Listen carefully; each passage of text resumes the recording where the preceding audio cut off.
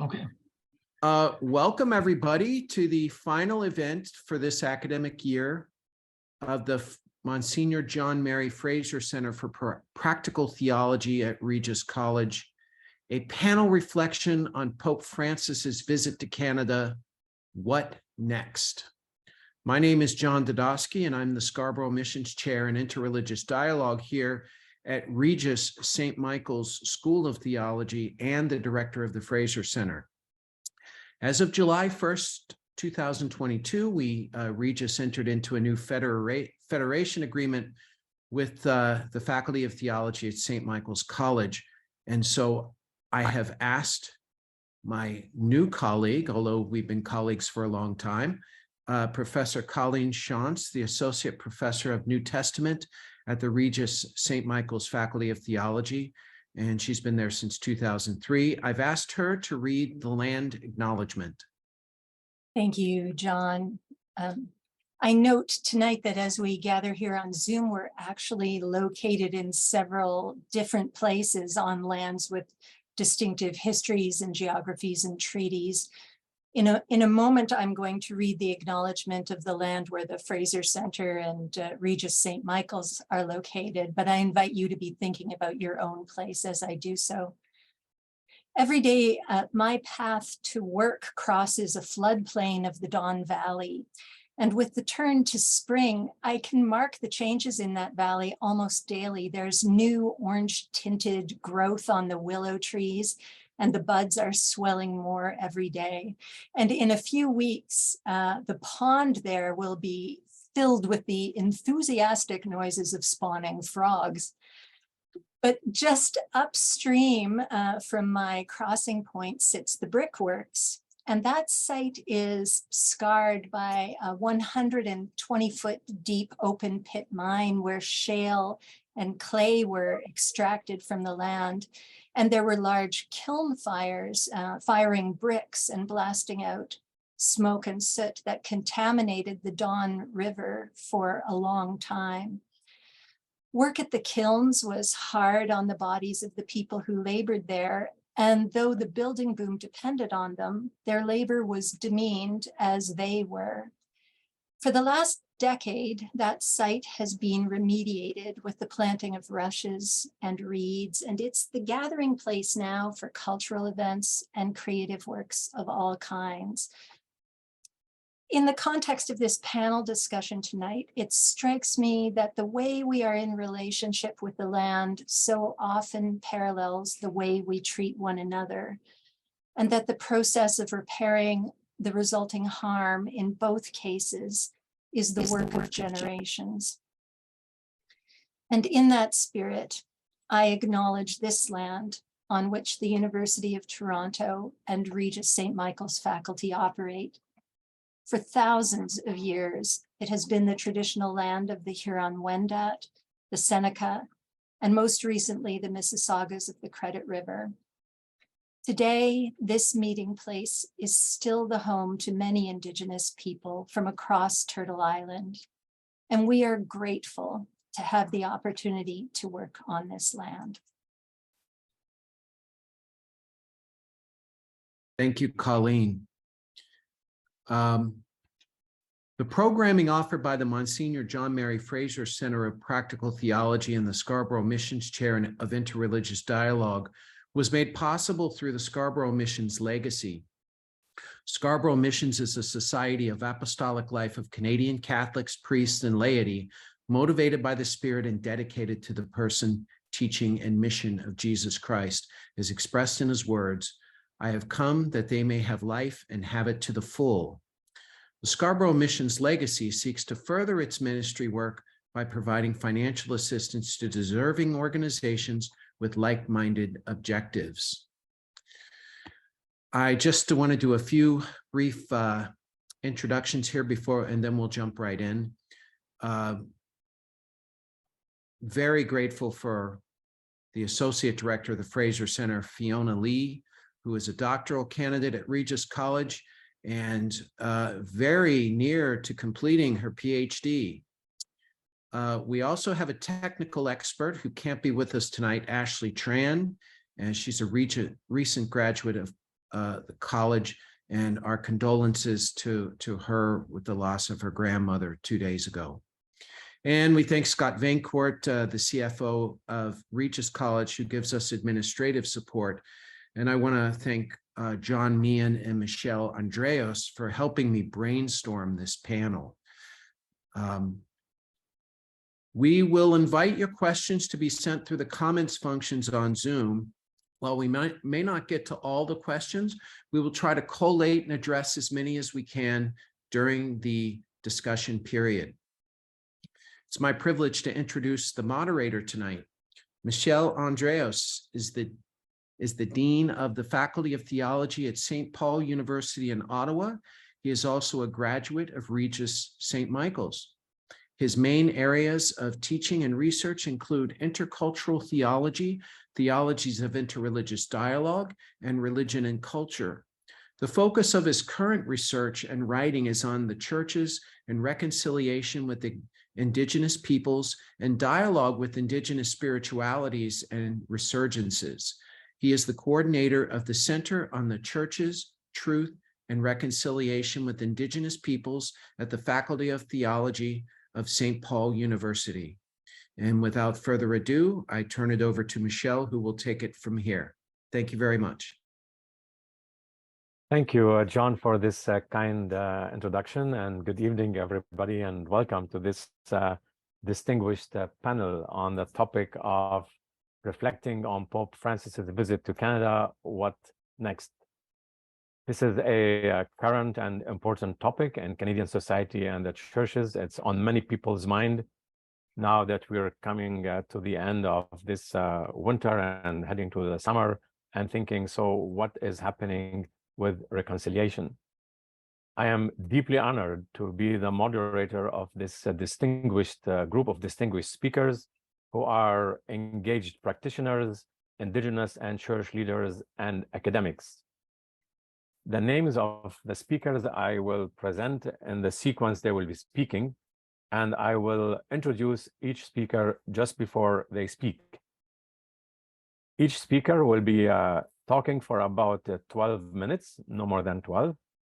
And there will be time, as John mentioned, for questions, and the speakers will respond to your questions at the end. Feel free to start writing your questions in the chat during the talks. You don't need to wait all the way to the end. Our first speaker is Peter Bisson. Next comes Priscilla Solomon, then Sheila Smith, then Noah MacDonald, and the best wine to the end is John Meehan. Our first speaker, Peter, is a Jesuit priest in the Canadian province. Originally from a French part of New Brunswick, he is now based in Ottawa, where he currently serves as the assistant to the Jesuit Provincial for Justice, Ecology, and Indigenous Relations, with a special emphasis on reconciliation and right relations with Indigenous people. He also works in Category Native Ministry in Ottawa. From 2008 to 2012, he served as assistant to the Provincial of the Jesuits in Canada, in English Canada, and served as provincial from 2012 to 2018. These leadership roles launched him into reconciliation and decolonization work. In those capacities, starting in 2009 until today, he has represented the Jesuits at the meetings of the parties to the Indian Residential Schools Settlement Agreement, including at the meetings with the commissioners of the Truth and Reconciliation Commission. He also represents the Jesuits at the Our Lady of Guadalupe Circle, a network of Indigenous and non-Indigenous leaders in the Catholic Church. Peter, thank you. Thank you very much, Michel. Thank you to the Fraser Centre too, and I'm honored to be part of this panel and to be part of this topic. So the great 20th century theologian Karl Rahner once said, "The Christian of the third millennium will either be a mystic or will not be at all."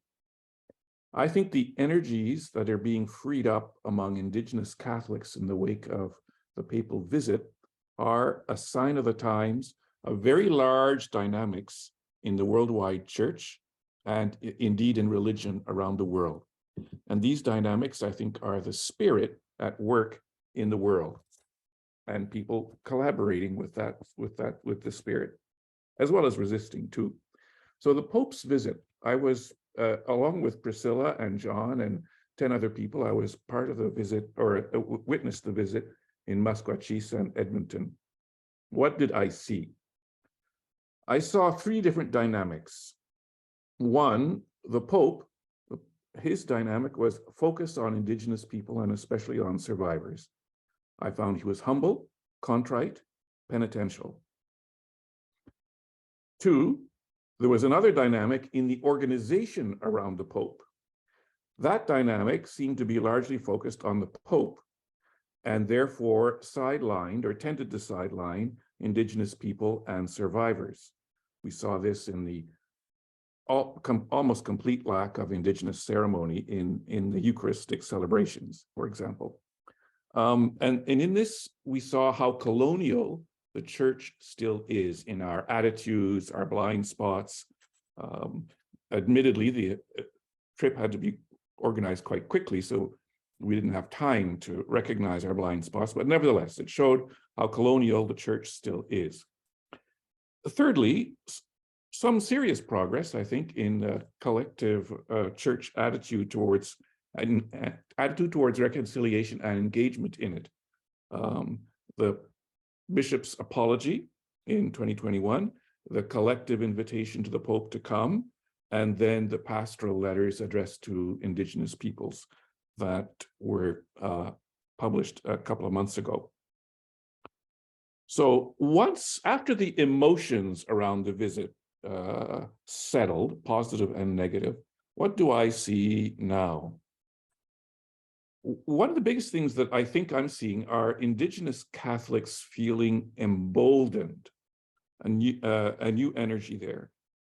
On the one hand, part of this emboldenment or resurgence is feeling recognized by the Pope, validated by the Pope, and therefore encouraged. He came to see Indigenous people. He did not come to see the church in Canada. He did not come to visit Canada. He came for Indigenous people and survivors in Canada.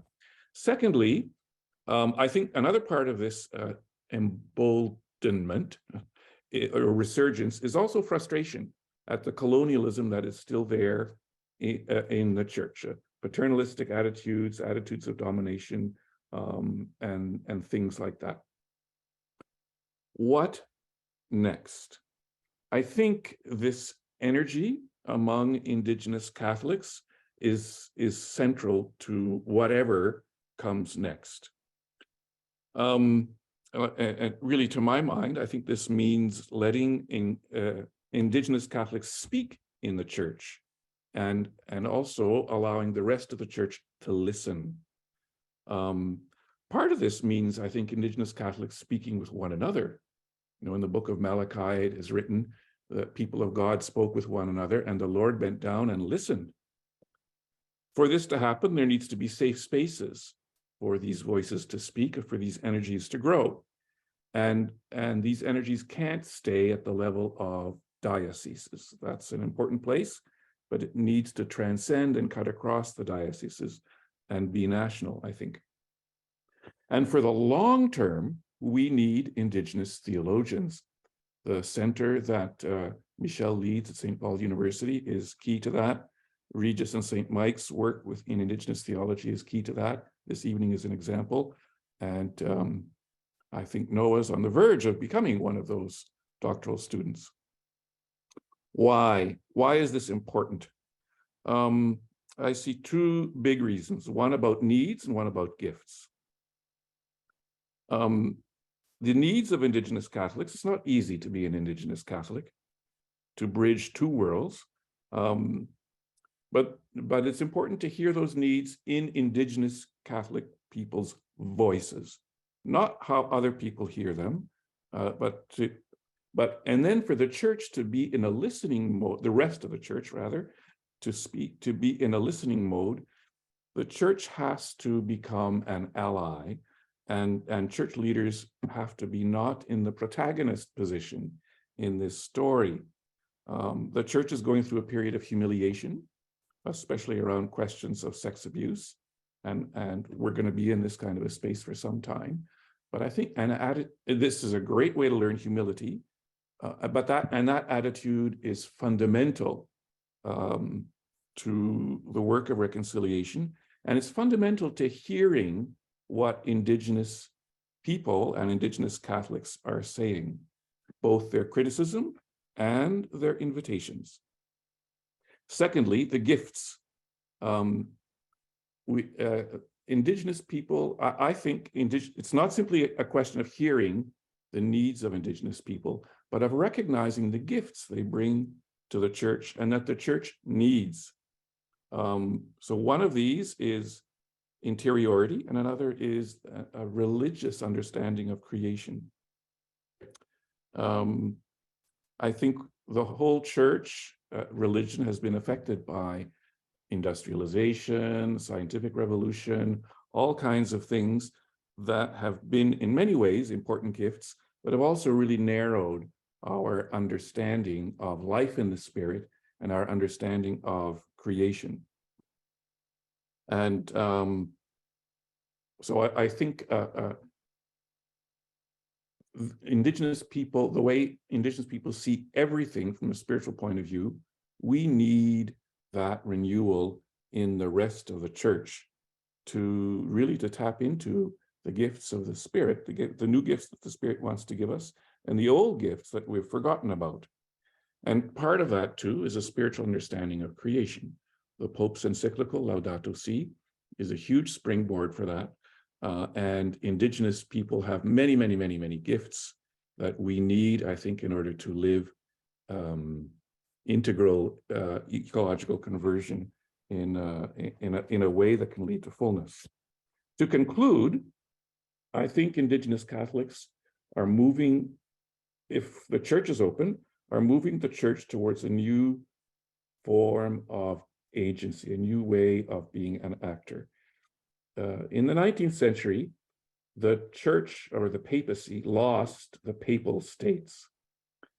If that had never happened, if the Pope were still a king, a political leader, the popes would never have become the worldwide spiritual leaders that they are today.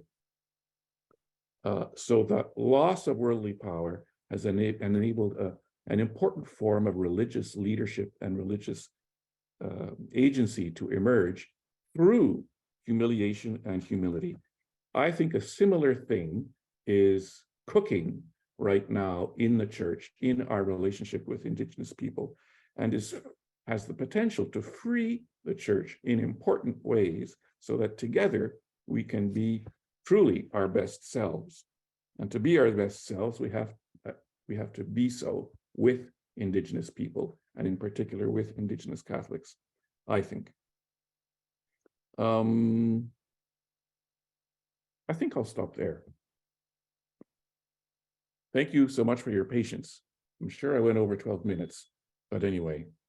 Thank you, Peter, for this for opening this panel with such insightful, analytical moments, and I'm sure the other speakers will be building on that. Our next speaker is Priscilla Solomon, sister of Saint Joseph.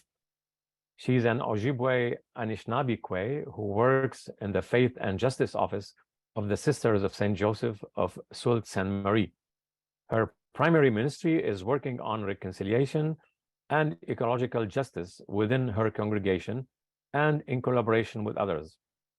Her work has focused most recently on reconciliation between Indigenous people and people of settler origins. She has given talks and presentations on reconciliation and various events locally, nationally, and internationally. On occasion, she has contributed an Indigenous voice and perspectives to faith-based justice organizations, such as the Our Lady of Guadalupe Circle, the Canadian Religious Conference, Justice, Peace, and Integrity of Creation in Ontario, the St. Vincent de Paul Society's Indigenous Relations Committee, and the Sisters of St. Joseph Federation Ecology Committee. For a number of years, she was on the Kairos Indigenous Rights Committee. She also works with the Anishinaabe Spiritual Center, Damigong Bimi Kadwining, an Indigenous Faith and Leadership Program. She holds a master's degree in pastoral counseling from Loyola University in Chicago, and in June of 2011, she received an honorary Doctor of Letters from Nipissing University for her involvement in justice work. Please welcome with me Sister Priscilla Solomon.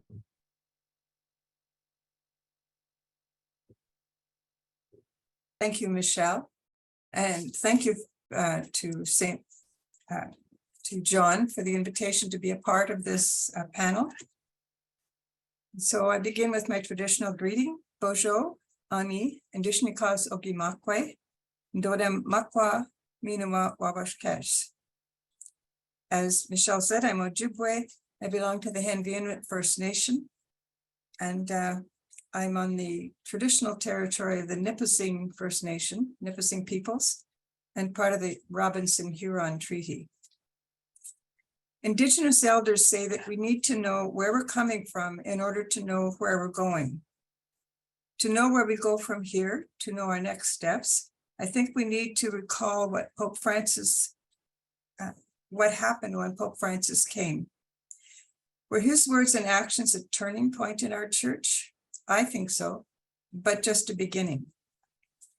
What were some of Pope Francis' invitations and challenges to Indigenous people, to Catholic leadership, and to Canadian Catholic laity?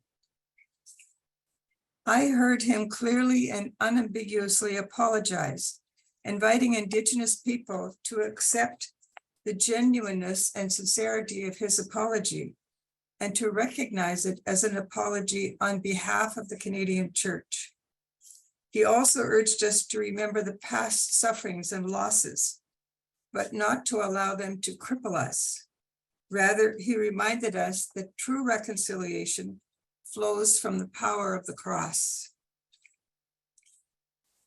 At Sacred Heart Church, he said, and I quote him, "If we truly want to be reconciled with one another and with ourselves, to be reconciled with the past, with wrongs endured and memories wounded, with traumatic experiences that no human consolation can ever heal, our eyes must be lifted to the crucified Jesus. Peace must be attained at the altar of the cross." He challenged us to turn to Jesus crucified and allow him to transform us so we can receive the gift of reconciliation, and so we can find the ways to reconcile and walk together with each other in the church. What were the challenges to the Catholic leadership and laity, the rest of the Catholic laity? He described reconciliation, saying it means, quote, to meet and counsel. That is, he recognized the communal aspect is essential. He reminds us that words and deeds of reconciliation take place at the local level. This is a clear invitation for Catholics individually and in parishes to engage in reconciliation and not to leave it to the Pope or the official church.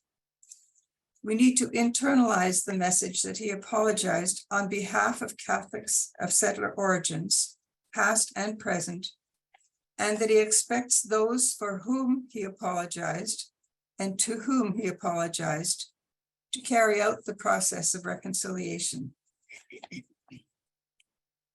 At Vespers in Quebec, he gave our leadership 3 challenges: to make Jesus known, to witness to the gospel by our lives and actions, and to act in fraternity, that is, with equality as brothers and sisters. In essence, he tried to inspire our leadership to focus on the good news and the call to live it out. He challenged the church to go out to where Indigenous people are, not to wait for them to come to the church. These challenges are not only for our leadership, they apply to all of us. So what's next? We know that reconciliation is an active process, a process of conversion and transformation. It calls us forward or deeper into new ways of being and relating. If we want to move forward, I think we need to take these steps: absorb, respond, engage, raise awareness, and re-engage Indigenous Catholics. Well, let me say more. Absorb, maybe internalize would be a better word. We need to take to heart and believe the truth that God has reconciled us, and that God invites us here and now to reveal God's reconciliation through our lives and our actions. We need to study the words of Pope Francis and take it to heart, the transformation to which they call us. We also need to discern the reconciling actions to which he calls us. I think that's what we're trying to do now. Without these steps, we will fail. Respond. When we discern how God invites us, we need to actually respond to the call to reconcile.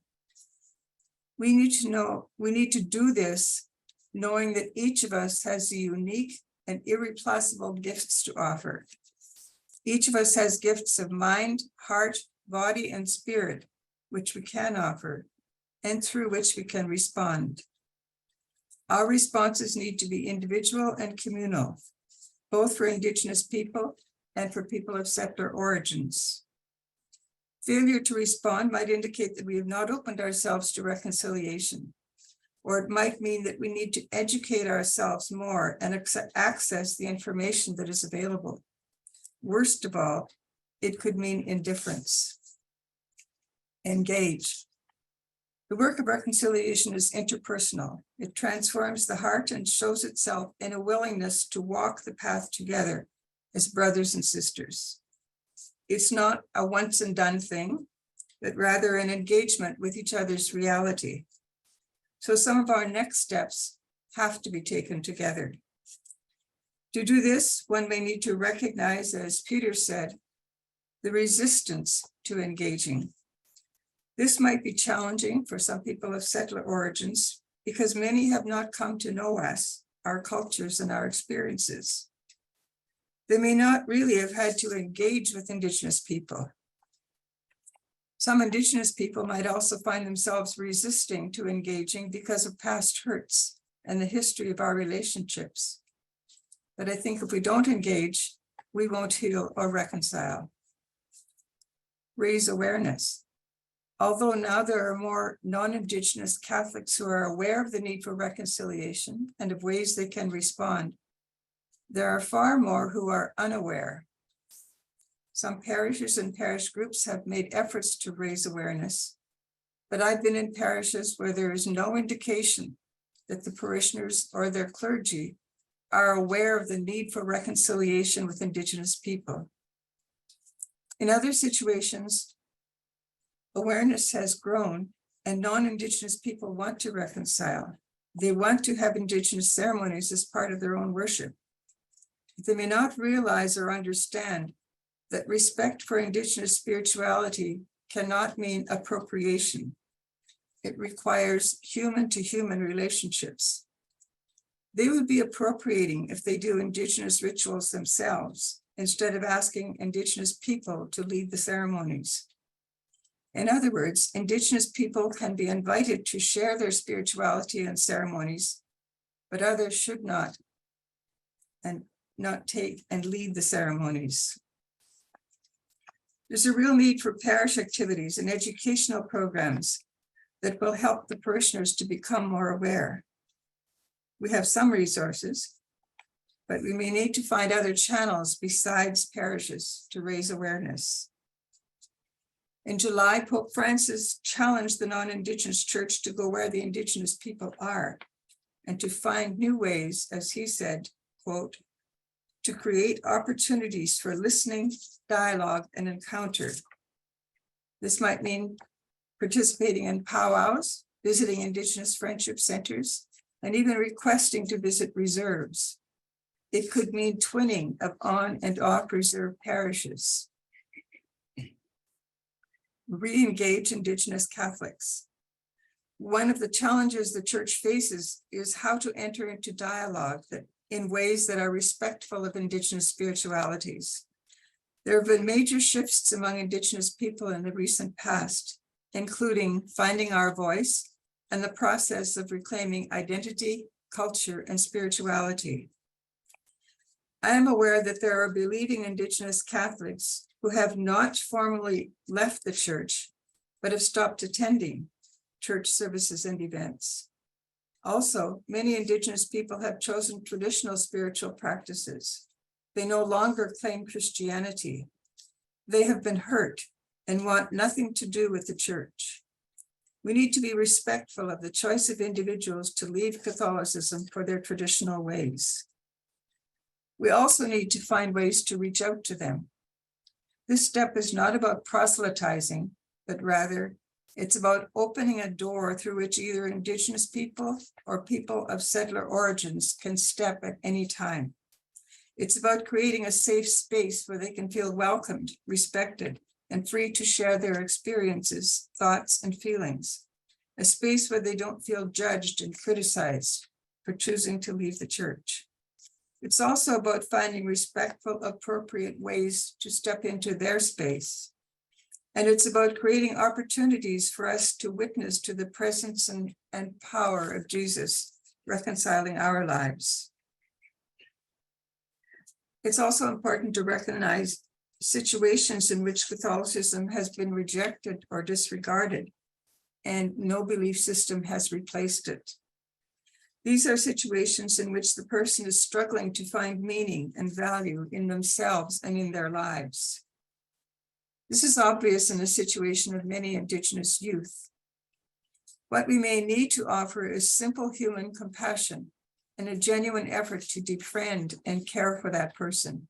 In other words, create personal relationships. And we need to find ways to respond to the needs of youth in our society, particularly ways that will give hope, purpose, and meaning to their lives. What I've presented so far has been a personal and individual response to the question, what next? But we also need to identify communal and systemic responses. Within the Catholic Church structures, the most likely place for systemic structural change is the parish and the diocese, although I agree with Peter that we need to go beyond that. In the area of education within a diocese, we need to either access or develop leadership training programs that will prepare individuals to take on leadership roles in education for reconciliation. And we need leaders of both settler origins and Indigenous origins who can collaborate. Creating listening circles could be a next step. They're a very effective tool for raising awareness, inviting engagement, and creating opportunities for dialogue and encounter. I'm aware of one religious sister who has created a program of information sessions in which she invites Indigenous elders to give a presentation and then to lead a talking circle afterwards. So there's both input and dialogue as part of that. I also think of the Jesuit Forum's program, Listening to Indigenous Voices. The Kairos blanket exercise is still an effective educational tool that could be used. These need trained facilitators. Some dioceses, including the one I live in, have created reconciliation committees with members who are of settler origin and others who are of Indigenous origins. Such communities can create a good forum for cross-cultural dialogue and be a planning committee for programs for education and other cross-cultural events. Currently, some reconciliation committees are focused on the Reconciliation Fund, but hopefully they will also see the value of developing other ways to reconcile. And some other ideas: a reconciliation-focused section on the diocesan and parish websites, parish twinning. And finally, I think we need to reconcile by learning about racism in Canada. We don't hear it talked about in our parishes, but it's there. We need to reconcile by learning about it, recognizing it, and learning how to become anti-racist. Miigwech. Thank you. Miigwech. Thank you, Priscilla. Our next speaker is Sheila Smith. Sheila is a member of the Society of the Sacred Heart, a women's religious congregation. She's of Irish English settler descent and lives in the Anishinaabeg Algonquin territory in Ottawa. Currently, Sheila is a part-time professor at St. Paul University in Ottawa and is teaching a course on the Church and Indigenous peoples. Before this, Sheila represented her religious congregation at the United Nations in New York, where she brought many years of experience living and working with Indigenous peoples in Canada. She has a PhD in Christian ethics from St. Paul University and is keeper of the Kiga Doek Grandmother Council talking stick, which she was asked to bring to the UN on their behalf. Sheila cares for her mother and volunteers with various organizations, including Kateri Native Ministry in Ottawa. And in her spare time, you will find Sheila tending to her garden, walking or biking along the river trails in Ottawa, or cross-country skiing in the winter. Let us welcome Sheila Smith. Thank you very much, Michel, and I'd like to greet everyone from unceded Anishinaabeg Algonquin territory. I would like to begin by thanking you, John and Fiona, for organizing this event, and to all my co-panelists for being here, and for everyone on the Zoom call. Thank you for the opportunity to add my voice to this conversation. And thank you, Peter and Priscilla, for your words, Priscilla, especially for your very concrete ways forward, and both of you from drawing our attention to the heart. And that's what I'm hoping that my reflections will add to, is that heart work that we are being called to by Pope Francis. We know the way forward. We've had the Truth and Reconciliation Commission. We have the United Nations Declaration on the Rights of Indigenous Peoples. We have the Royal Commission on Aboriginal Peoples in Canada. We know what we have to do. And I think Pope Francis has offered to us an opening to continue this work. So I'd like to mix it up a little here, and I'm going to share my screen.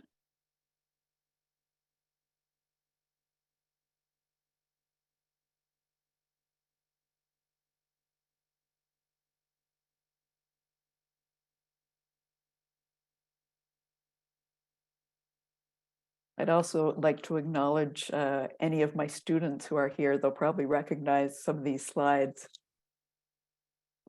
And I'd like to begin by further contextualizing my reflections this evening, because I did not attend any part of Pope Francis's visit in July 2022. However, I watched some of it on TV, and I watched some of the YouTube videos afterwards, and have read all the speeches he made. But it's really through the lens of the class that I'm teaching this semester, the Church and Indigenous Peoples, that I make my remarks on what is next, because I feel that this course is part of that, what is next, and is part of the Center for the Church's Truth and Reconciliation with Indigenous Peoples at St. Paul University.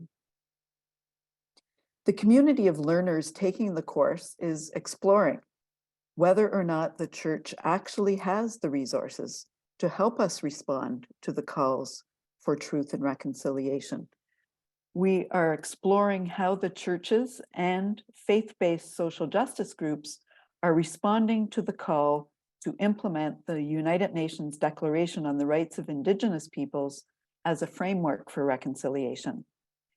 And I think that given the findings of the Truth and Reconciliation Commission, the sad history, and our baby steps in the present in regards to Indigenous settler relations in Canada, that this is really a legitimate question for us to ask. After bringing several critiques of Indigenous settler relationship to the course content, we turned to Pope Francis's speeches, which open up some helpful pathways forward.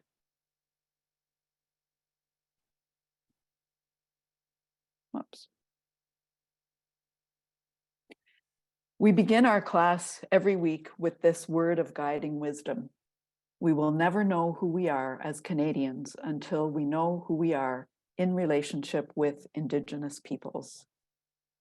Indigenous scholars working in various areas of academic studies press upon us that we must do this work of reconciliation together, Indigenous and non-Indigenous peoples in Canada. They teach us how we can be good allies in everyday life and how Indigenous methodologies in universities contribute to thinking of acting and moving forward together. The quote on our screen is by Sister Eva Solomon, the first Ojibway Catholic theologian in Canada, who happens to be Priscilla's sister, and a sister of St. Joseph of Sault Ste. Marie. We will never know who we are as Canadians until we know who we are in relationship with Indigenous peoples. This is a work of the heart. It is a work of relationships. My reflection on Pope Francis's penitential pilgrimage in July 2022 and the question of what's next will focus on how his visit directly challenges non-Indigenous members of the Church in Canada to engage in relationships with Indigenous peoples. Any truly effective process of healing requires concrete actions. And these words were first spoken by Pope Francis on April 1st, almost a year ago, 2022, to the delegation of Indigenous peoples from Canada who met with him in Clementine Hall in Rome. But Francis repeated these words while speaking to Indigenous and non-Indigenous peoples at Sacred Heart Parish in Edmonton, Alberta on July 25th, 2022. Any truly effective process of healing requires concrete actions. The Pope's visit to Canada was directly a response to the Truth and Reconciliation Commission's final report and call to action number 58, which is on the screen here. And as Priscilla mentioned, the visit was to meet with Indigenous peoples. Or Peter, maybe it was you that mentioned that he did not come to meet with non-Indigenous peoples. But although Francis came to Canada to fulfill this call, I want to focus my reflection on how this penitential pilgrimage was a witness packed with teachings to non-Indigenous Catholics in Canada about who we are called to be, and what we are called to do. So I want to focus my reflections on 2 points: preparing our hearts for healing and reconciliation, and practicing an ethics of encounter. So for the first point, Francis is really calling us to something that is difficult. It's hard. He's turning our lives upside down. He's calling non-Indigenous Catholics, non-Indigenous Canadians to accept the reality that we are called to heal our hardened hearts from the affliction of domination and bias, unconscious and conscious, that has plagued our peoples coming to this land from the time of first contact. And second, that the Church has resources for hope, healing, and reconciliation. And these can be accessed when the Church promotes a lifestyle of encounter in the sense of Pope Francis's culture of encounter. And to the second point, I will introduce the work of Marcus Mesher, who is an American scholar of Christian ethics from Xavier University in Cincinnati. And he has helped myself and my students in our community of learners to reflect deeply on who we are called to be, and what we are called to do. So this first point is to accept the reality that non-Indigenous Catholics are called to heal our hardened hearts from the affliction of domination and bias, unconscious or conscious, that has plagued our peoples coming to this land from the time of contact. I'm not going to go through all of these critiques through the interest of time. We've done a whole course on it, but there are many critiques that we can find, many of them from Indigenous scholars, from scholars of color, that are calling us to ask deeper questions, to help us get in touch with our biases that are so often unconscious in our thoughts, in our actions, in our perspectives. My own work is focused predominantly on the critique of benevolent power and how this continues to function in the church and in other faith-based groups when we fail to ask questions such as, who has power in our reconciliation efforts? Who decides how reconciliation is to happen or how it is measured?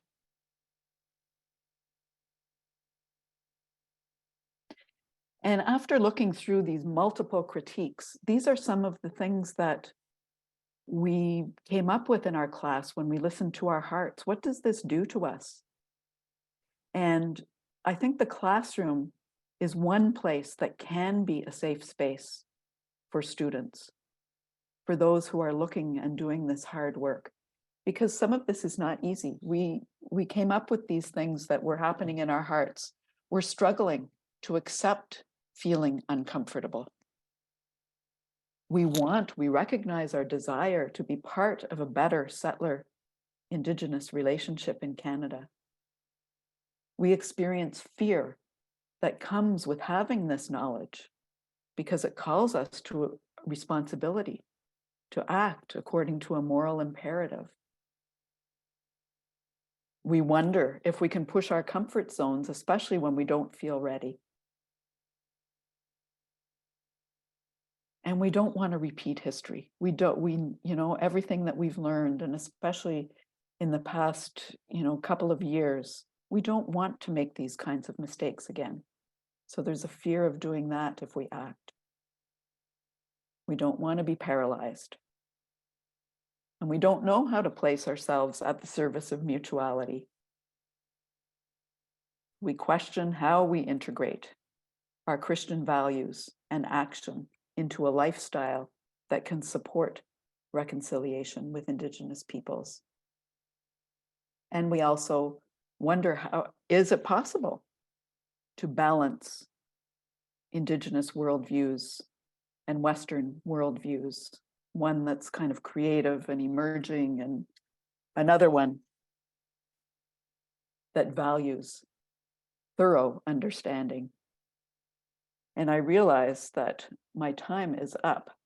So I'm just going to let you know, we can talk about it in the discussion later, but this scholar, Marcus Mesher, has come up with, he's kind of packaged into a bundle, an ethics of encounter, which gathers together some of the best of our Christian teachings that can help us move towards a relationship with Indigenous peoples. This is kind of speaking to Western Christians, the non-Indigenous Christians in Canada. How do we make sense? Indigenous people are doing their work. They are reclaiming who they are. And there are things in Christianity that we have lost and we need to reclaim with a sense of pride as well. And his ethics of encounter moves towards a culture of belonging, where we can find that place to be in dialogue with each other. I'd like to just let people know that there is an example. You can watch a film called Reserve 107. It's easily found by just Googling it.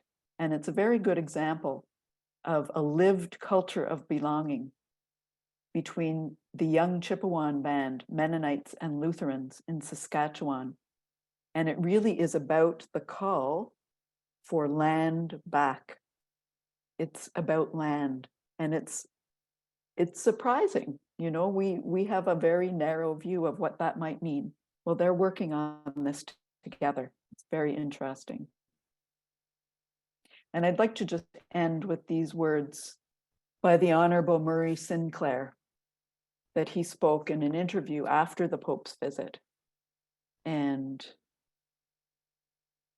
we take these words to heart.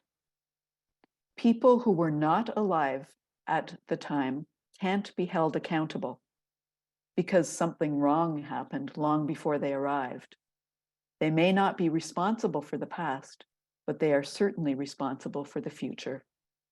And that is what we are talking about here. Our ways forward are for the present and they're for the future generations of Indigenous and non-Indigenous Catholics and Canadians in general. So I thank you very much for giving me this time.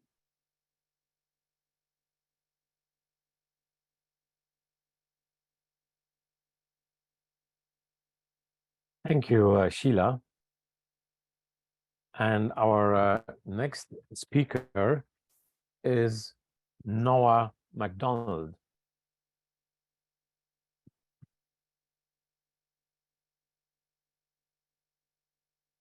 Noah is a Toronto-based canon lawyer of Anishinaabe and maritime settler ancestry, and a proud member of the Michipicoten First Nation on the north shores of Lake Superior. Upon completing his undergraduate degree in Catholic Studies from King's University College in 2018, he went on to study canon law at St. Paul University, receiving his licentiate in canon law in 2020 with a specialization in the protection of minors and vulnerable adults. He currently holds the appointment of judge with the Toronto Regional Tribunal and has been supported by his colleagues and leadership to pursue advocacy for Indigenous Catholics. He was a delegate of the Archdiocese of Toronto during the papal visit in Quebec, and he's also a member of the Reconciliation Fund Committee for the Diocese of Sault Ste. Marie.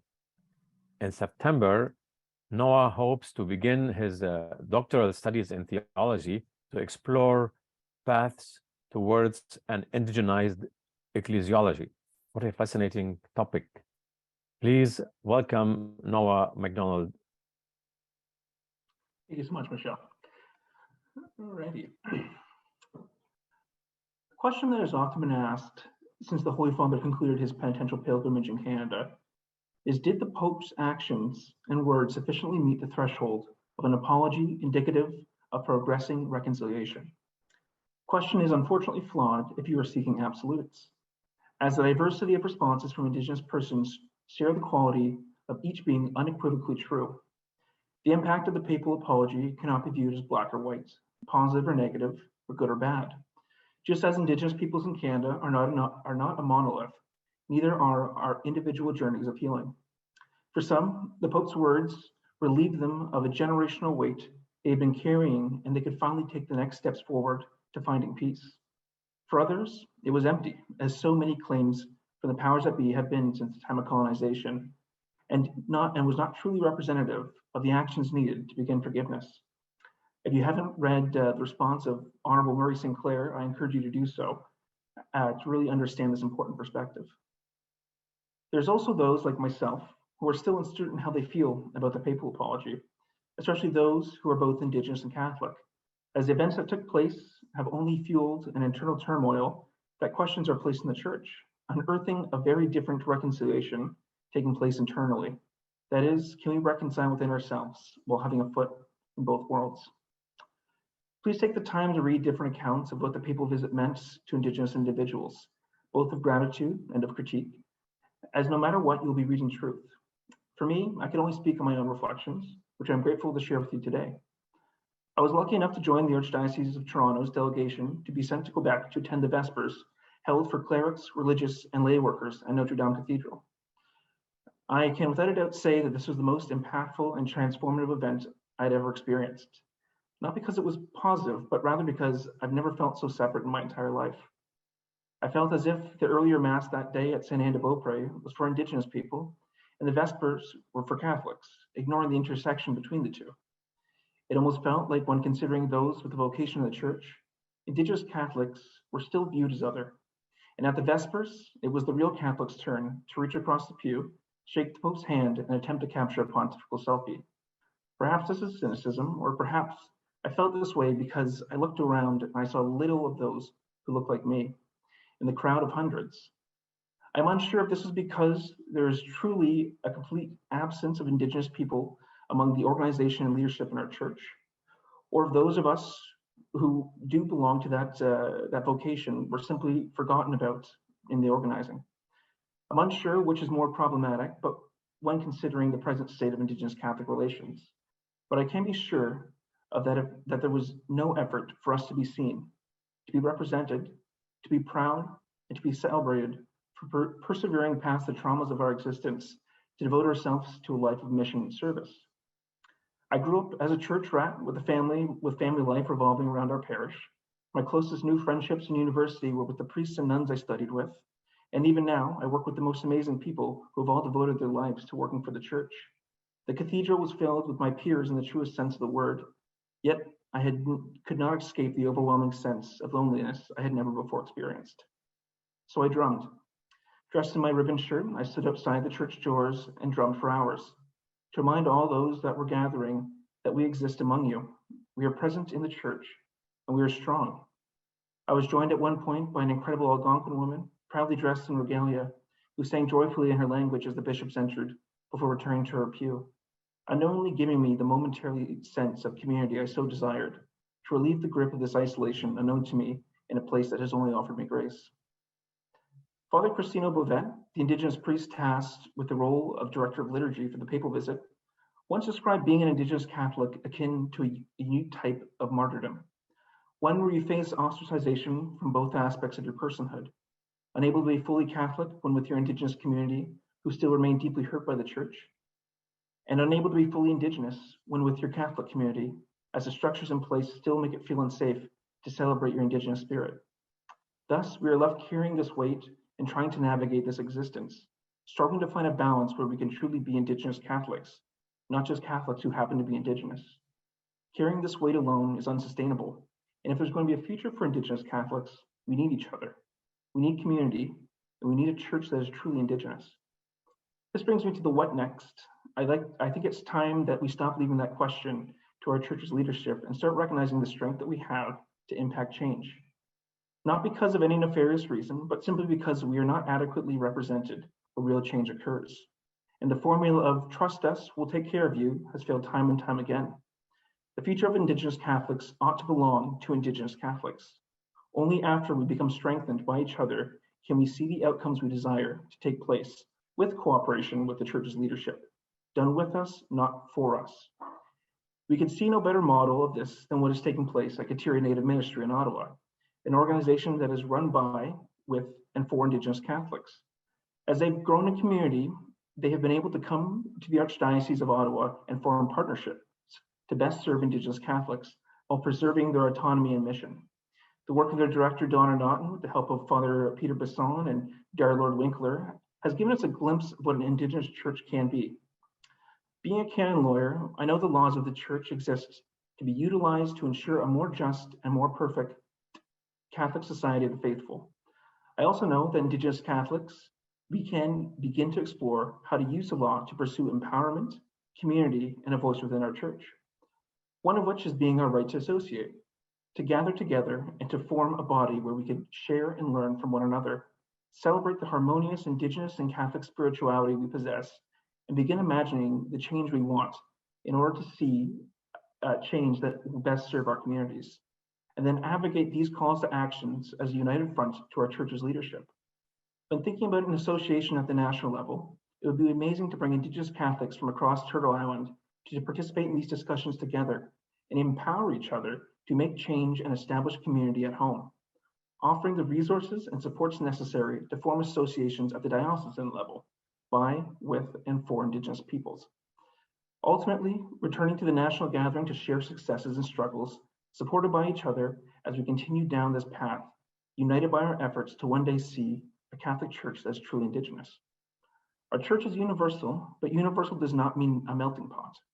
Pursuing more autonomy is not akin to separating ourselves from other Catholics, but rather it is a necessary process of repairing the damage done to our community to ultimately bring us closer to our brothers and sisters on this land to share a more perfect union. Reconciliation requires the building of trust, and if the church's leadership is asking that we continue to trust in them, it is only reasonable for us to ask that they also place their trust in us to map a path forward that ensures a future for Indigenous Catholics. We as Indigenous Catholics are spiritually exhausted, but we remain incredibly resilient and strong. It is now up to us to fight with every ounce of our being to build a church that empowers the next generation of Indigenous Catholic leadership, so that they do not have to carry the same weight, that they know peace exists in their heart, that their Indigenous Catholic spirit is never seen as contradictory, but rather it is beautiful and joyfully celebrated as intended by the Creator in Christ His Son. In conclusion, I just want to make it clear that it is my sincerest belief that the Church and her leadership in Canada undoubtedly care for Indigenous people and Indigenous Catholics in particular. We are held closely to their hearts. This is abundantly clear in the sheer amount of work that was done by those involved in organizing the papal visit and the tireless efforts made working towards a goal of a successful event that contributed towards reconciliation.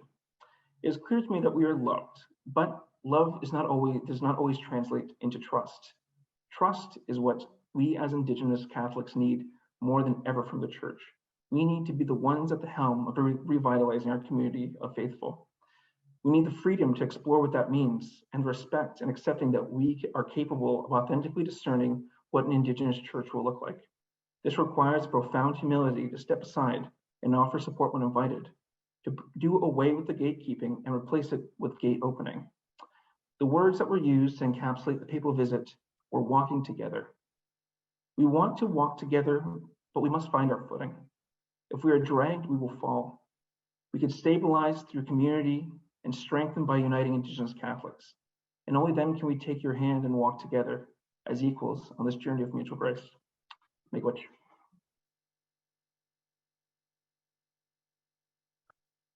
Miigwech, Noah, thank you for these profound insights and reflections on the Indigenous Church and as a step of what's next. That's really very moving. Thank you. Our next and last speaker is John Meehan. John is a Jesuit priest in the Canadian province and has served as president of Campion College, Regina, and the University of Sudbury.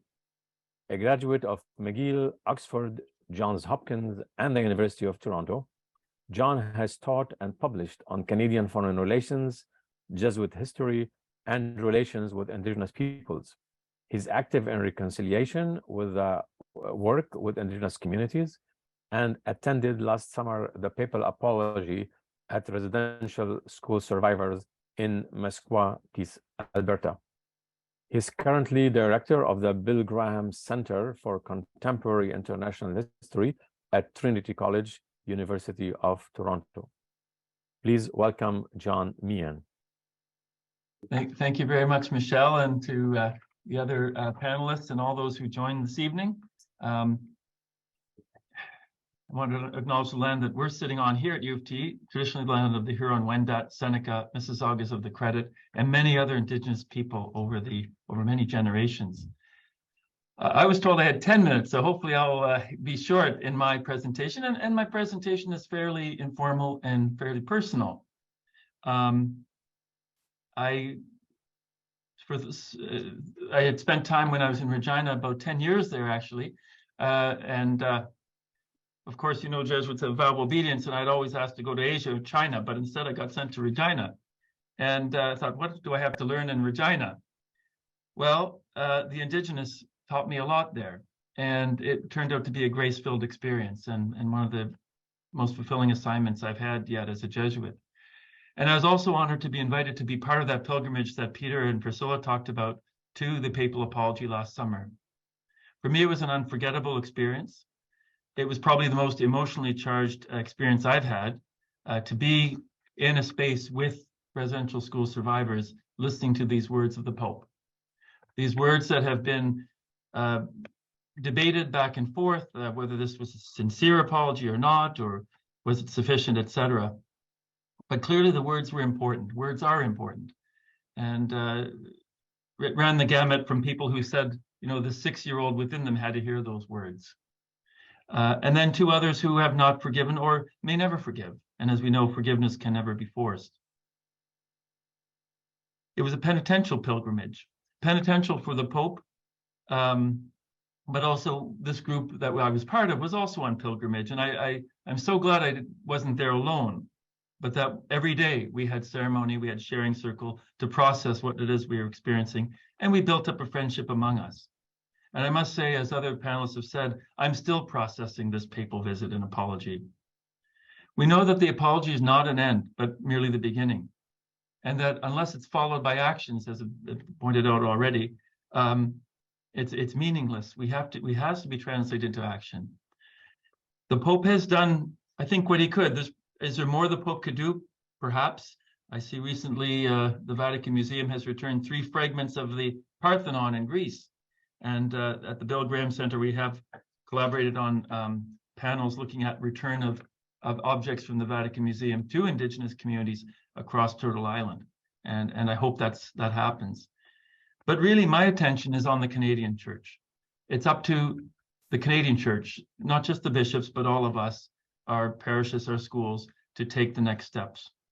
I really am inspired by Pope Francis' theology of the head, heart, and hands, that it's about head awareness, knowing their history, heart being moved by that to conversion, and hands to do actually practical things, or else it just remains on the level of the abstract. I think the 4 pastoral letters were an excellent first response by formulating to 4 different communities, although I definitely hear what Noah was saying about the role of Indigenous Catholics within the church. And yet we have these 4 separate letters that begin to get into more practical actions. I think for the non-Indigenous community, of which I've been most involved since coming to Toronto, I often have the words of one of my elder friends, Noel Starblanket, who often said that this is not about guilt, but knowledge. And what do you do once you gain this knowledge? We have yet to implement the calls to action in the churches, including in our schools and parishes. I think when I look at this whole issue, as I ponder it, I think that it's, as a historian maybe too, I see an interesting confluence of things, which I think is very exciting, also scary. I think in this country, we're either heading towards conflict or conversion. Indigenous people, many Indigenous communities are fed up with the broken promises, the trust betrayed by the churches and the government, and have resorted to are just fed up. And we've seen the results of that. I lived in Saskatchewan during the Colton Boushie case, where the whole province was literally divided down the middle. But I'd like to think there's a great opportunity here for conversion, to implement what Pope Francis has called us to do in the culture of encounter. And I know Sheila and the others have talked about this. The theme of his pilgrimage to Canada is walking together. And that's what the word synod means. Synod means we're walking together. At the very moment that the Catholic Church is engaged in this huge process of a synod, of walking together, listening to each other's stories, to be converted by each other's stories, there's a great opportunity for the church to be converted and for the church to be healed. If reconciliation is sincere, we can't just look at it as a one-sided process and focus on the healing of Indigenous people only, as important as that is. We also have to look at the healing of our own church, to confront the racism and inequalities and injustice in our own church. And as Peter and others have said, the church certainly has been humbled, and we're called to be a more humble church, that field hospital that Pope Francis invites us to be. So I view in this a credible opportunity for renewal, that this dialogue that I hope happens at a very meaningful level with Indigenous people can be an opportunity for healing on both sides and conversion all around. A very interesting book I read recently, and we're having the authors come here next week to Trinity, is Valley of the Bird Tail by Andrew Snyderman and Douglas Sanderson. And what I like about that book is it offers a hopeful conclusion after taking us through the personal histories, but also the histories of Canada, of Indigenous peoples, of Ukrainians, because the non-Indigenous community that they look at in Manitoba is mainly Ukrainian. Looks at the underfunding of Indigenous education and leads us to a very practical conclusion that's bold, that's hopeful, but that's challenging. Nobody is happy with the Indian Act in Canada. It should have been scrapped long ago as a 19th century piece of paternalist legislation. And we all know that the solution lies in some form of self-government. To do that and to fund that, Indigenous peoples need a larger land base. And that is something that they look at in the book, and many other people are talking about within Indigenous communities and beyond. Also in communities, when we walk with Indigenous people, we hear about an interest in language revitalization, of education by Indigenous people for Indigenous people. We look at the Robinson-Huron Treaty decision, which looks at the whole question of annuities and how that can reflect the wealth that land has generated. What are the practical steps that the churches can do to move along this path of renewal that I'm talking about? For me, there's 6 steps that I've seen. The first is to educate yourself. And since coming to Toronto, I've worked mainly with non-Indigenous people, listening to Indigenous voices and other resources, so that Catholics can learn this history, learn what it means to be a treaty people. But almost always at the end of that process of sharing, which has been very rich, somebody in the sharing circle or in the group will say, this is very good, but I don't know a single Indigenous person. And that leads me to step 2, to form meaningful relationships with Indigenous people. Not to force them, but to create these safe spaces in our churches and in our schools and elsewhere, parishes, that invite that type of meaningful relationship. Step 3 is to listen to those Indigenous people whom we've encountered, to listen to them the way Jesus listened to the disciples on the road to Emmaus. Their stories of betrayed promises, of betrayed trust, of suffering. And that leads us hopefully to step 4, which is conversion. Because unless there's conversion of heart, people are not going to make any changes to the status quo. And I suppose I had 2 other steps there, but I think really they could be summed up in what I would call a mutual liberation, that Indigenous and non-Indigenous people will be healed. As Nelson Mandela also often said of the South Africans, the white South Africans needed to be healed of their racism. And I think our own church needs to be healed of many things. And it's being healed now as we follow this call to humility in the synodal process. I'd like to just finish with a quote from one of my favorite quotes, and I realized this so often when I worked in Regina with Indigenous people, who reminded me that none of this is going to work unless there is conversion, equality, and mutual respect. The Australian Aboriginal activist Lilla Watson put it this way: if you have come here to help me, you're wasting your time. But if you've come here because your liberation is bound up with mine, then let us work together. Thank you very much. Thank you so much, John. Thank you to all the panelists who really spoke from their heart, from their engagement and experience, and from a long commitment and passion. As you can tell from the short bios, each one comes with a long history of engagement, commitment, and dedication to the work of reconciliation. To keep the conversation focused at this first phase of discussion, I know this kind of presentations and the topic, it's big. It could create all kinds of questions. I would like to invite the listeners and the participants to focus their questions in this first phase on what would you like to hear more from the speakers based on the topic they addressed. If you have a specific question, please name the speaker in the chat to whom you're addressing your question and make a short question so that we might combine some questions to try to get to everybody's questions. but we'll see how this goes. And to model that, I would like to ask a question to the first speaker, to Peter Bisson. On one of the key points in your talk, Peter, you talked about how colonial the church still is, and talked about the colonialism in the church. Would you be able to give some examples, or where do you see colonialism is still at work in the church, and how do you see the churches learning about their ongoing colonialism or coloniality? Do you have any concrete examples? I'm sure you do, because we've talked about this topic quite often, but just to give us a sense of what do you really mean by this statement, bold and strong statement?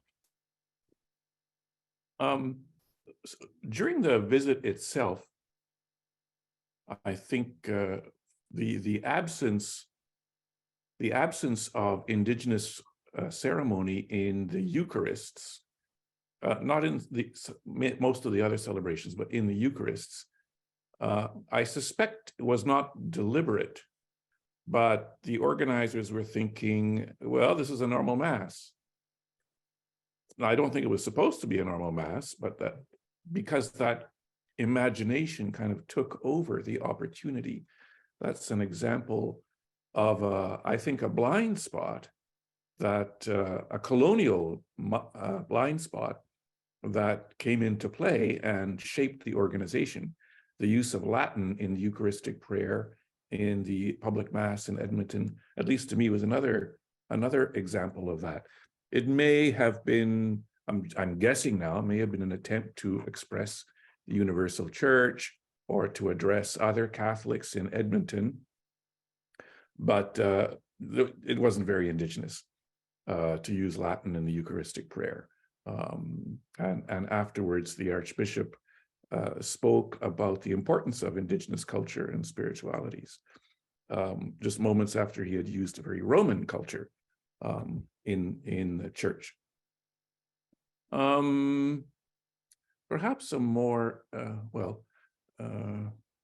painful example of colonial attitude in the church would be the defensive posture that the church took in many of the aspects of the work of the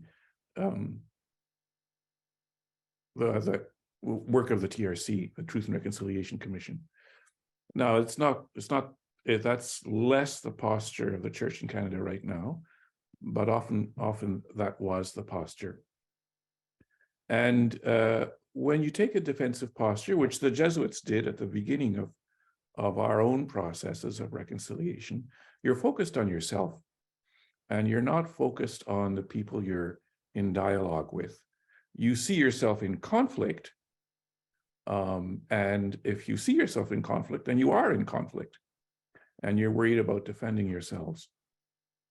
So I think our power was being challenged, and we were holding on to it. That's what we were defending.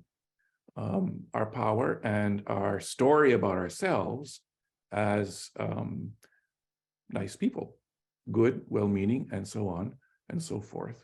And that kind of an attitude, a defensive attitude, gets in the way also of discovering your blind spots. Thank you, Peter.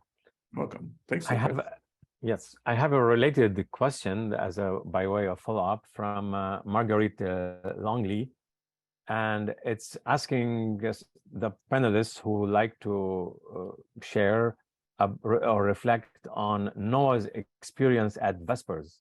This was the person. This was also the experience of the person asking the question. Would some of the panelists who listened to Noah's Vespers in relation to this question of othering the Indigenous people on the church and the colonial divide, share some reflections on this? And please, I would also like to remind the speakers, not that you have, I want to thank you because you all stayed within the time limit given to you, But I would also like you, when you respond to that question now, to keep your answers relatively short so that we can have as many questions as possible. So who would like to go first in reflecting on Noah's experience during the Vesper? John? Just very quickly, it's very sad to hear, but not surprising. And I remember when I was on the prairie saying Mass, sometimes at a Mass church, and if there were any Indigenous people present, they were kind of in the back pew. And I often wondered, why is that? And I suppose you could say the same about women or youth, or, we have a kids camp north of Toronto, and funny story, it's nothing to do with Indigenous maybe, but in a way it is. The daily Mass was packed. Lots of young people were coming to Mass at camp. And I said, oh, so are you involved in your parish back in Toronto or Mississauga? They said, no. And I said, how come you come to Mass here every day, but you're not involved in your parish at home? And I said, well, here at camp, this is our Mass. Mm. So they feel totally involved with it. And so we have to look at our structures within the church that prevent people from being involved, engaged, and listen to people and ask them whether they think it's a safe space. And be ready to hear the answer and to act upon it. Thank you, John. Priscilla? I too, Noah, feel badly that was your experience, but I certainly understand how real it is. It's been my experience many, many times, a sense of wanting to contribute, wanting to be very much a part of the ministry that we're doing, but always feeling like I'm on the outside because of the way it's structured, or because of the kind of sometimes the mentality of the people that you're working with. It's a very painful place to be in. And your plea for more connection between the Indigenous people of Catholic faith is so powerful. I would really like to see that happen. I need it, and many others feel that need as well. Thank you, Priscilla. Any other? Yeah, go ahead, Sheila.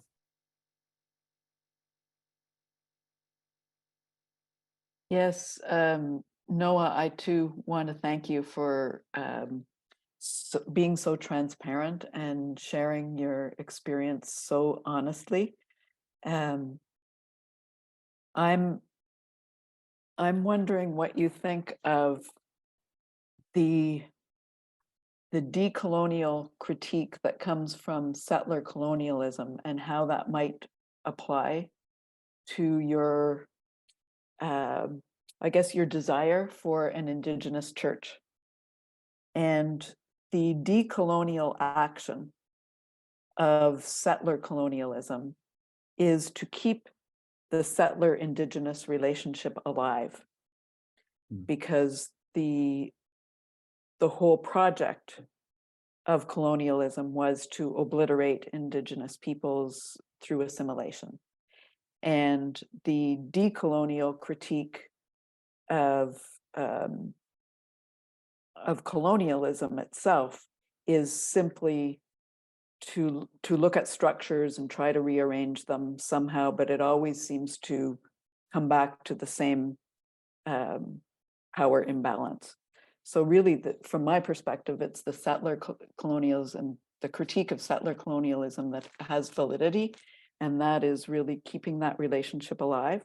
So when you spoke about Indigenous church, I thought, wow, that perhaps is a way that we can work on that together in the Catholic Church. And I know that the Anglican Church do have an Indigenous church. It's not perfect, but they're working on it. And I'm just wondering what your thoughts are on that. When I say, I think of that, when I say Indigenous church, I'm not necessarily, picturing almost a church to you as like a church only to itself, because and who knows, maybe, but I think when I say Indigenous church, I just mean more so in the universal sense, a sense of community and belonging that Indigenous Catholics could share with each other, and know that they could rely on that. and that they could go back to that and find strength in that. And that, it's always, especially when we're, on reserve parishes are quite vibrant. There are a lot of amazing things happening there. But when we get to cities and we get to us, like urban Indigenous Catholics, it's almost odd that we're living almost diasporically in our own land. That it's very difficult to find community, but we do find community in our own parishes. But it's not necessarily, we're half of our spirit's kind of being taken care of, but we're still having another half that's kind of left untreated. And finding a way that we could make sure that that second half of ourself, of our personhood, that has been neglected for so long by the church and that recognizing the importance of both those elements of each other, being able to, on average, go to the same parish, the same mass that you go to as every other week, but know that you have the opportunity and you have the connections to gather and share that other part of your spirit to kind of build it up. And I think that in doing that, we could start to imagine what an Indigenous church is. Not to say that it's separate.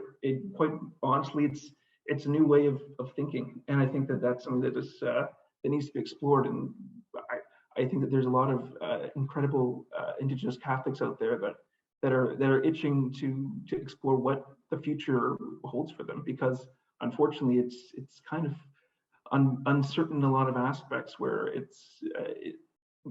especially compared to other populations, the next generation of Indigenous Catholics is shrinking fast, and it's hard to know if there's going to be another generation of Indigenous Catholics without profound work being done. Thank you. Thank you, Noah. I have 3 questions in the Q&A. One is relates to the land, one is on funds, and one on the immigrant church. I will start with the one on the immigrants to Canada and the church. Does the Canadian Church, Paul Utzer asks, consider inputs from the experiences of new immigrant Catholics as something that might be critical in advancing the Church's reconciliation with the Indigenous peoples? The question is addressed to Peter Bisson, but some others who have a few comments can also jump in. Would you like to say something about this, Peter? Sure. Well, I don't have too much to say. I'm not aware of any of much reflection in the church in Canada, at least at the level of leadership, on the parallels between the immigrant church experience and the Indigenous church experience. However, there's a sister that many of you know, Petite Lau, who's just finishing up a dissertation on Filipino immigrant attitudes towards reconciliation. So that would be a big contribution to the question. Certainly, this is a personal experience. I live in my community. There are many Jesuits from Africa there. So we often talk about experiences of contemporary experiences of colonization and domination, and comparing that with the situation of Indigenous people in Canada. But I'm not aware of any, apart from Sister Petite, I'm not aware of any systematic reflection on that point. Probably some among the Protestant theologians who work on Indigenous questions, I imagine. Thank you, Peter. Anyone else would like to add something? Sheila? Yes, this isn't actually an answer to anything systematic, but I'd like to just offer what the experience of my students has been, and it's been the the experience of other people that I've spoken to as well, and that is that very often recent immigrants feel a very close bond with Indigenous peoples, because many are coming, of course, from countries that have also experienced colonization. And so they feel a real bond with the experience, and they can relate very much.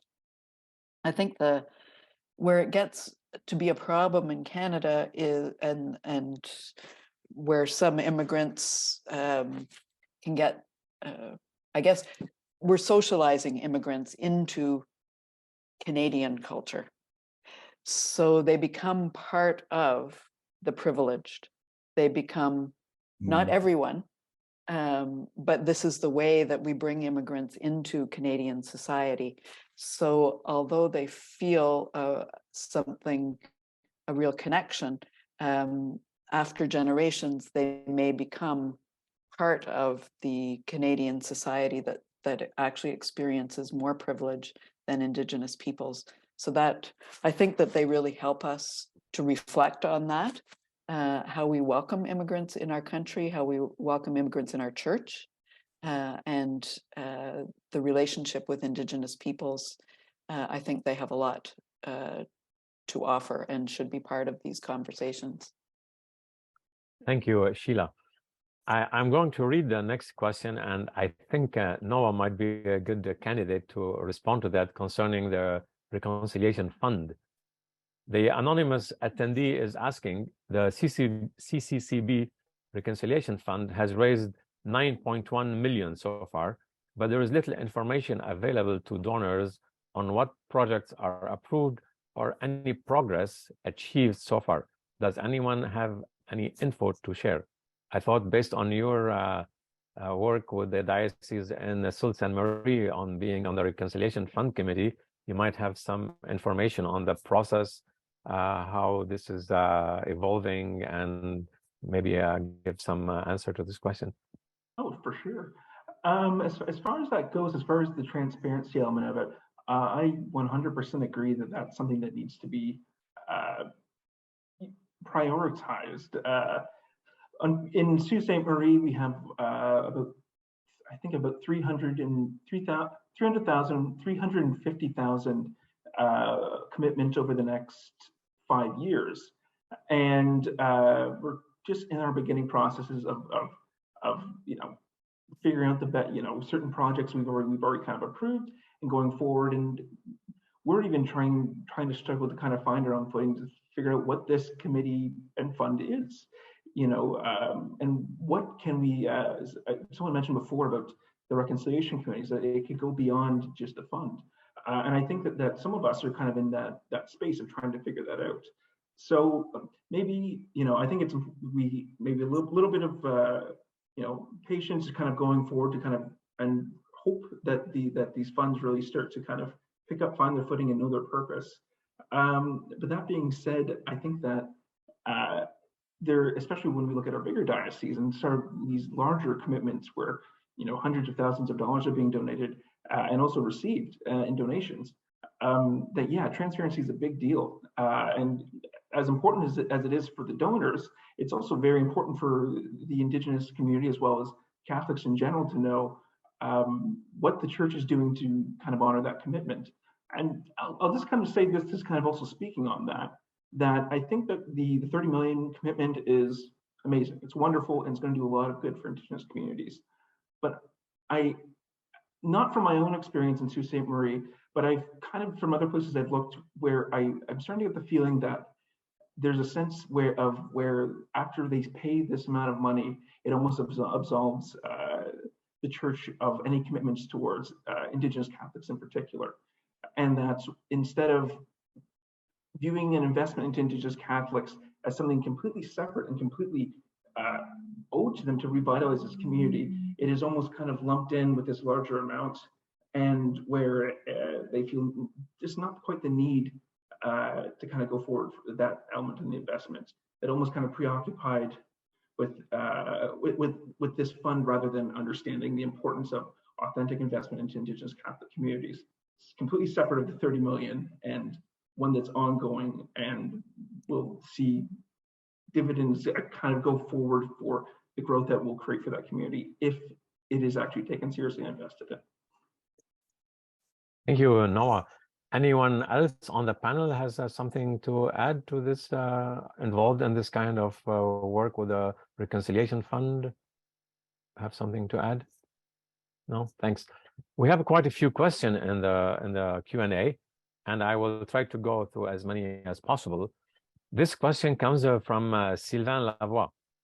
What are the challenges we face in trying to return land back? it seems to be more complicated than I at first thought. I have heard the comment, giving all the land back is not reasonable, but giving none of it back is not just.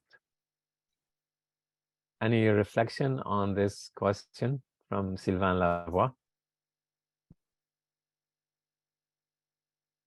Go ahead, John. Yeah, it's an issue I've been following lately because it seems to be a more recent stage of reconciliation. I mean, which started with residential schools and that healing process. We've been going through that, and that's going to go on for generations.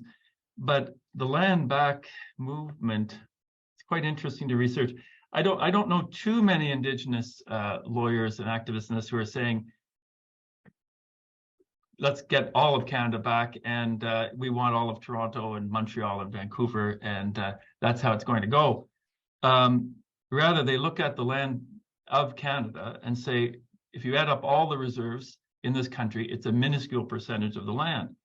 And if you look at all the wealth that land has generated, how do you ensure that Indigenous people have a just share of the revenue of that land, including in cities, by the way? I have heard talk of the Crown land in cities like Toronto, places like Downsview Airport, other places mentioned. Rather than just sell it to developers, do we actually bring Indigenous people into this discussion, say, you know, this to make Indigenous people part of that?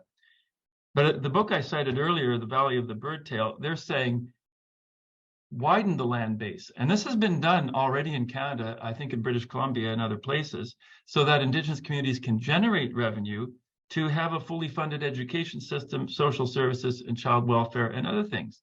This requires money.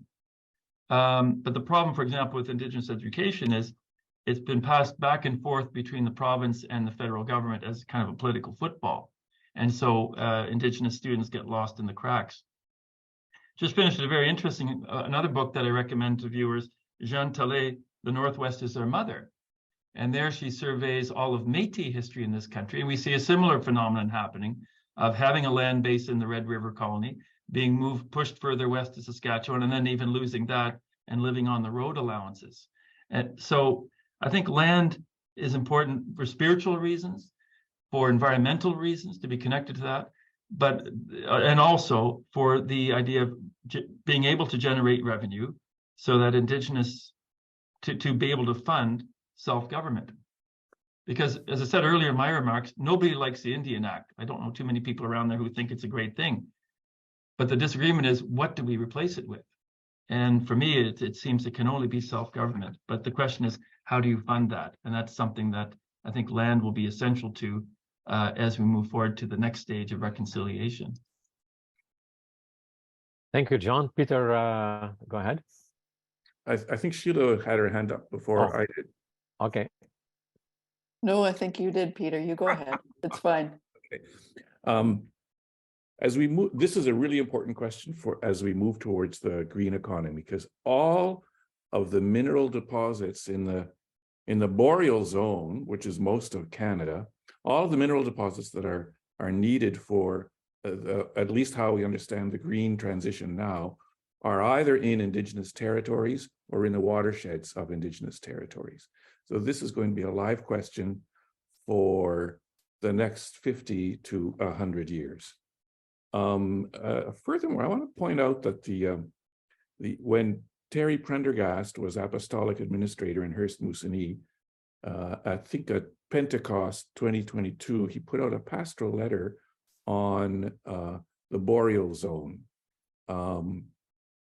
The theological importance of the land and how our relationship with the land is part of our relationship with God and with each other. I don't remember the details of the letter, but it's, I think, an attempt to apply Laudato Si and the Synod on the Amazon to a Canadian context.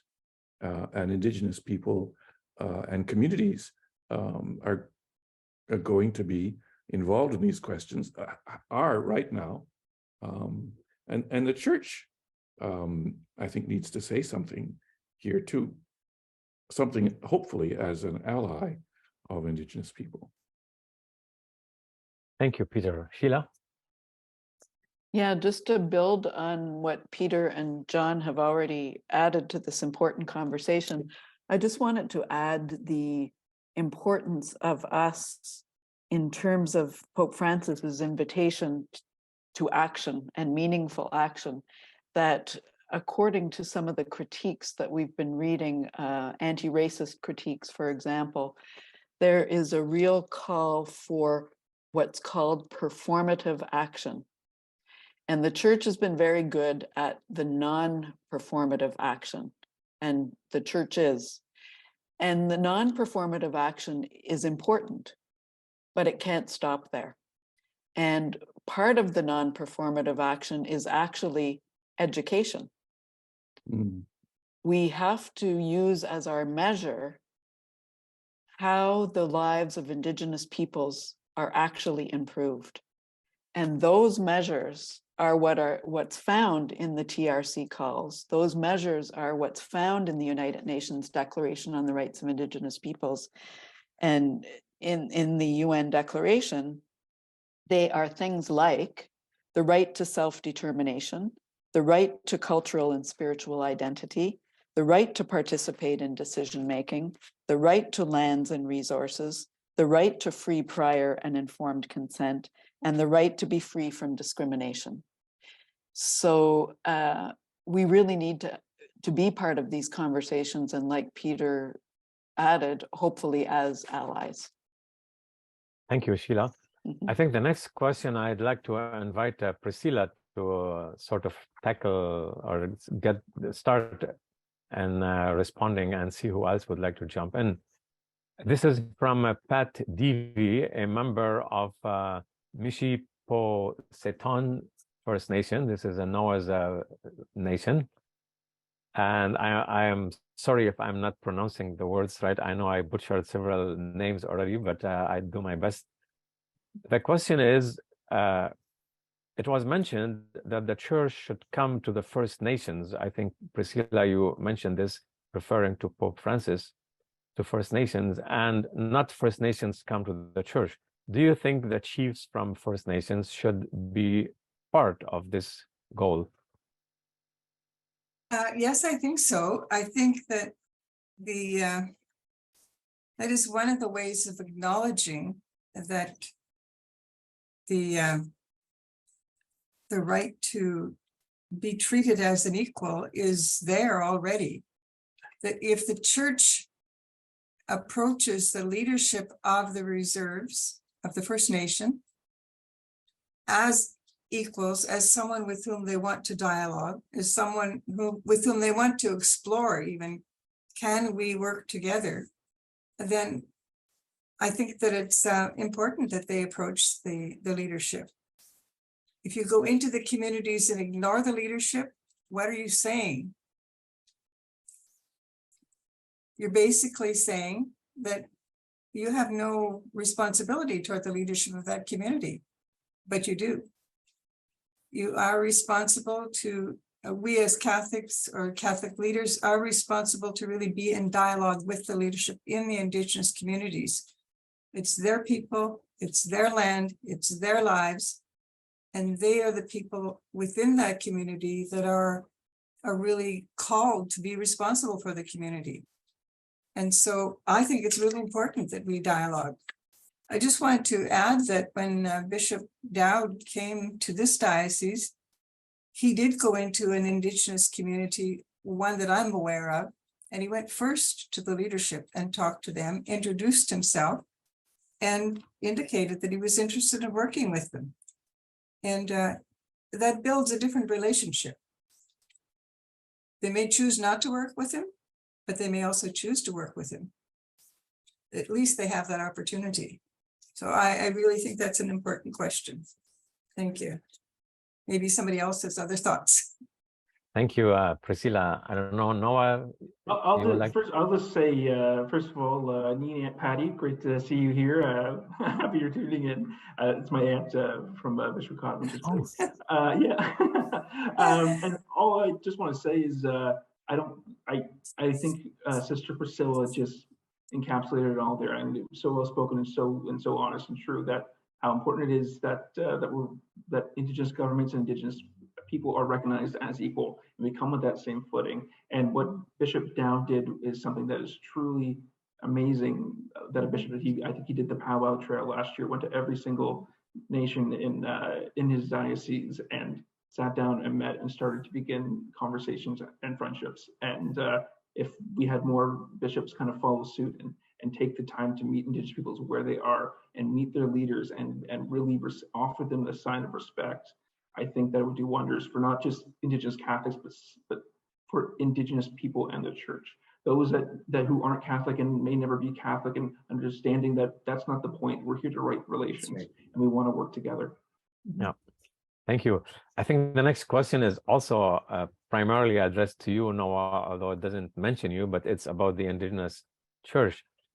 This is from Leo Deloyd. The question is, there are fundamental worldview differences between the Church and Indigenous peoples. The Church tends to rely on hierarchy and command and control, whereas Indigenous peoples use talking circles to drive community-based bottom-up decision-making and action. Should we begin by reconciling the differences in worldviews before we can proceed with reconciliation per the TRC and the Pope's direction? But I think it's also a general question about the different worldviews and how this in a way impacts or influences the thinking about an Indigenous church in communion within, or however we want to think about that, within a church that really has a different worldview and thinks differently about almost everything.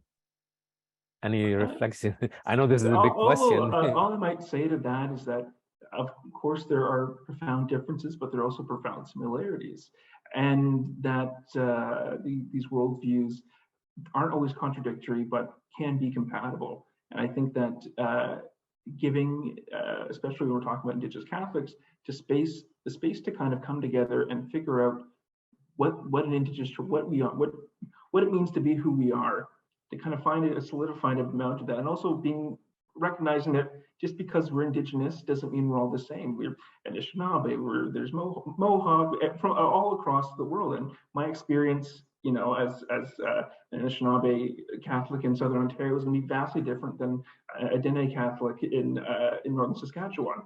And being able to come together and recognizing those differences we have among ourselves and being able to learn from that and kind of cooperate and know that we share a lot, but also we're different, and those differences are beautiful.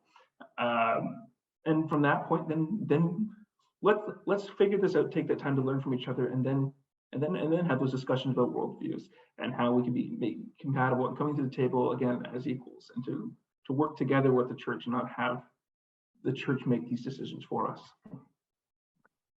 Thank you, Noah. I think I'll go ahead, Priscilla. I just wanted to add that I think Sheila's point about recognizing the power differences is really important, because it's two different worldviews, and coming to understand and value each other's worldview is very different from learning about the other's worldview, but still holding the power. And so I think that shift needs to take place within our church as well. Mm-hmm. And if I may only add a small comment to this, I mean, I've heard from several Indigenous friends in different parts of the world about the when we think about from the Christian tradition, and particularly from the early narratives about the early church, and see that traditional approach to society and relationships and hierarchy, and there are a lot of similarities with Indigenous experiences, and this is something that Western churches or other churches has evolved in different way, yet the gift of Indigenous people and their traditional ways is a gift to the whole church, because it's not completely new or unlike what the stories we hear at the origins of the church. But that's just a quick comment. I see John Meehan's hand up, and we'll give you the floor. I was just going to comment on that, Michel, that you know, from my time in Saskatchewan, I met lots of Indigenous folks who have issues with the church, but not too many who have issues with Jesus. And so I'm wondering, you know, why that difference? Well, because the church, unfortunately, was part of a colonial enterprise in this country. Not to say we didn't do a lot of good things too, but we did cause a lot of harm. And but Jesus, so why do we have this difference between Jesus and the church? It shouldn't be there. My students will often say they're spiritual but not religious, and I ask them, well, what's the difference? And religion is, they say, it's hierarchy and its structure and everything else, patriarchy, whereas spirituality is kind of my search for God. But I often think that, you know, religion without spirituality is an empty shell, whereas spirituality without religion can tend to become focused on the self, or we need to gather together as church to kind of grow in our faith. And I know, speaking personally, it's been my contact with Indigenous spirituality that's deepened my own faith in spirituality. So I think this is a great opportunity again with the synod, because the person who asked that question talked about, you know, church being top-down command and control hierarchy. That's certainly been the history since, well, I guess Constantine. Yeah, at least. But if you look at post-Vatican II, and certainly where Pope Francis seems to want to be leading us, we see a lot more sharing circles going on, and it's kind of a bottom-up approach. I think the two can kind of come together in a meaningful way around prayer and discernment and faith, but certainly God works at all levels, and we have a lot to learn from Indigenous communities in making the church really the church that Christ called it to be. Thank you, John. We're coming to the end of our time, and I would like to allow just quick closing comments, like few seconds from each panelist, in case there is a deep inspiration you feel strongly on your heart in relation to your topic or what you heard.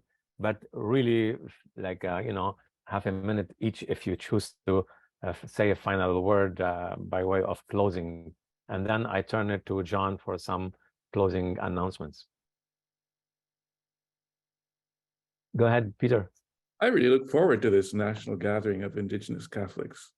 Yeah. Maybe I'll follow up on that. Just message to Indigenous Catholics: continue to be bold, and let's get together. Let's talk. Let's work on this, and let's you know, work with those who aren't Indigenous as well to help support us, but in the role of supporting us, and that we still remain at the helm and are grateful for the help we have, and even just so grateful for who we are with each other. Priscilla? I would just like to say that I think what happened tonight has been a great gift to all of us, but also this kind of gift could take place in many other places. And I would really challenge the people who are on this Zoom call tonight, look for the Indigenous people in your community that you could invite to be in dialogue with. They might come and share something like this. It could be a mixed, and this idea of Indigenous and non-Indigenous together sharing is very important. So invite them into the opportunity. Thank you. Thank you. Sheila, your Thank you. lovely. I'd like to invite anyone who would be interested in taking the course, the Church and Indigenous Peoples at St. Paul University, to join that community. We have many speakers, presenters, Indigenous elders and scholars who come to speak with us. And I just wanted to share one thing that really struck me last week, because we had Harry Lafond speak to us. He's a deacon in Saskatchewan, Cree man. And then the class moved over to hear Anglican priest Ray Aldred, and they both spoke about Indigenous and non-Indigenous cultures beside each other.